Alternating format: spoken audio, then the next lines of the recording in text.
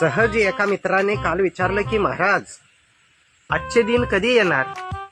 त्याला म्हटलं अरे आजचे दिन बॅग भरून खर तर यायला निघाले होते, पण तुमचं माझं लोकांचं दुर्दैव एवढं बेकार आहे की ते आजचे दिवस किंवा आजचे दिन